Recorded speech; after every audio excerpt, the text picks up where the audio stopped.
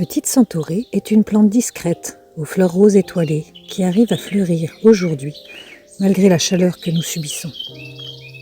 C'est une plante sobre, avec de petites feuilles qui limitent les pertes d'eau. Elle accompagne les sols dans une phase de transition. Elle stabilise davantage qu'elle ne transforme profondément. Et c'est là toute sa force. Car Petite centaurée appartient à la famille des grandes amères.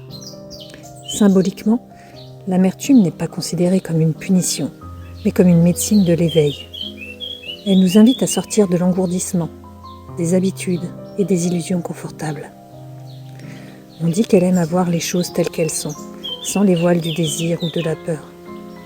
C'est une plante de lucidité qui remet doucement chacun à sa juste place. Ses petites fleurs roses semblent fragiles, mais elles s'élèvent avec détermination sur des sols peu perturbés et artificialisés, où la végétation n'est ni trop dense, ni trop fertilisée. Pour cette raison, certaines traditions lui associent la force intérieure, la persévérance et le courage tranquille.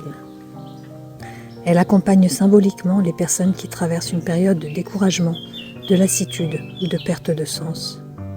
Elle rappelle que la vraie force n'est pas toujours spectaculaire.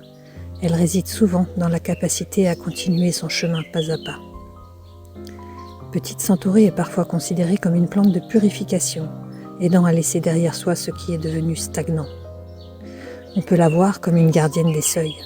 Elle aide à quitter un ancien état pour entrer dans un nouveau, avec davantage de clarté et de discernement.